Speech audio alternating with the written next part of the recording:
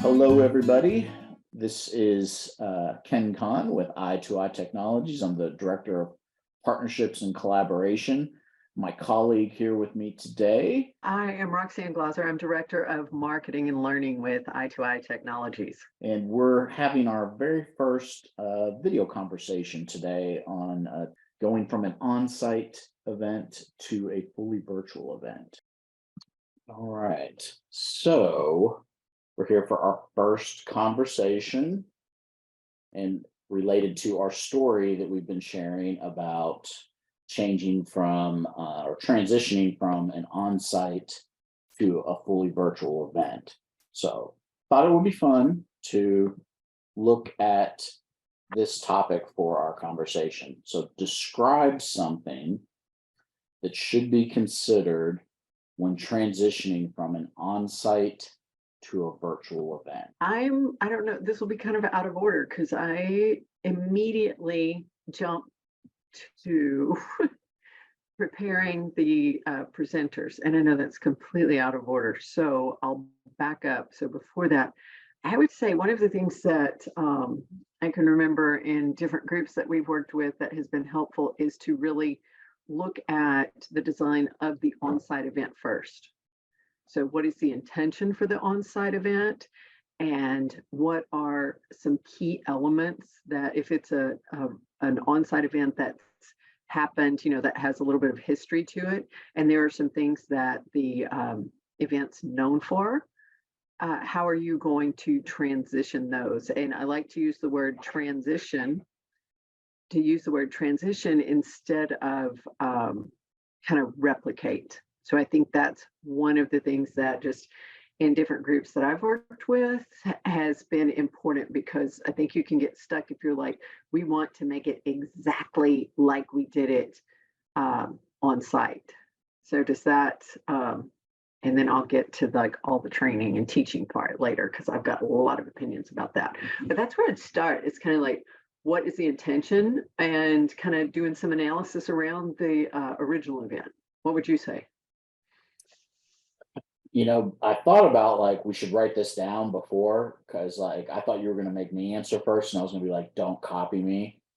But I know it's going to sound like I'm copying you, but that is exactly like my go-to all the time, especially if it's an established on-site event. Like they've already done it on site. It's like, what do you like about it? Looking at the purpose of the event, kind of looking back at that, what's the purpose of the event?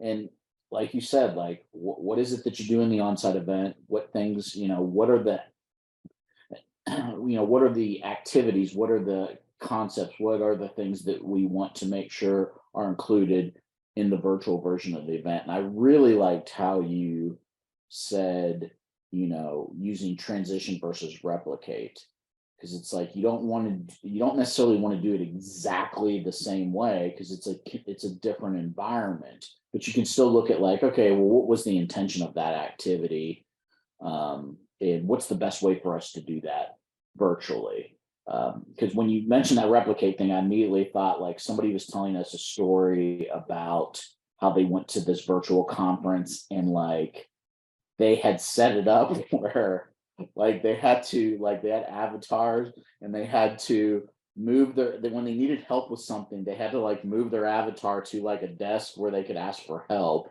And then it was like I swear they said something like, they had to like walk upstairs or get in elevators or something, and I'm just like those are the annoying things about the on-site conference. Why would you want to be like, well, how can we make this virtual conference as annoying or more annoying than the on-site conference?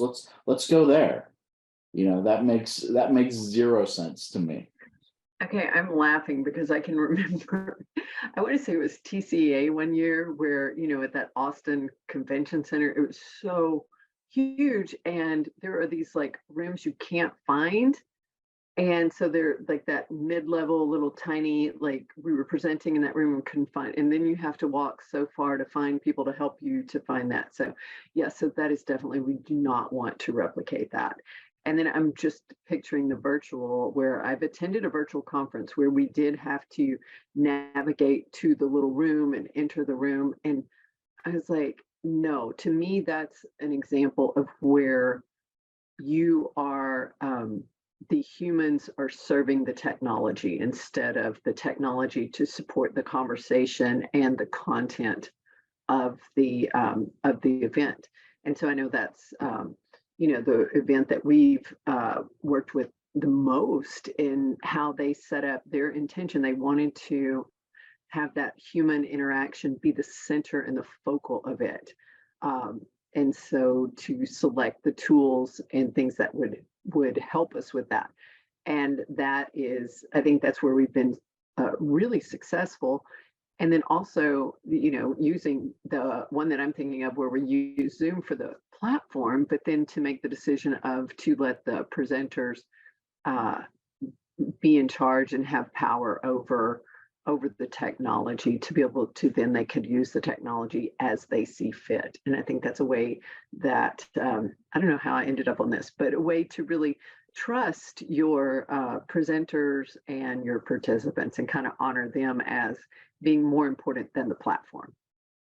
Yeah, I mean, I think where you want to get to with a virtual event, in my opinion, is you want people to forget about the technology. You want to get to that point where, they're not feeling like it's a virtual event. They're just feeling like it's an event, right? You don't want them to be constantly like pulled back into, oh yeah, I'm on a computer. Oh yeah, um,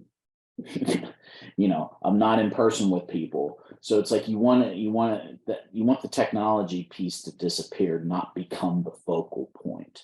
So you want to look at like I said, you want to look at like, well, what's the intention here? What's the best way for us to do that in a virtual environment? Yeah, that's why, I mean, to me, it's critical to talk about the event itself first.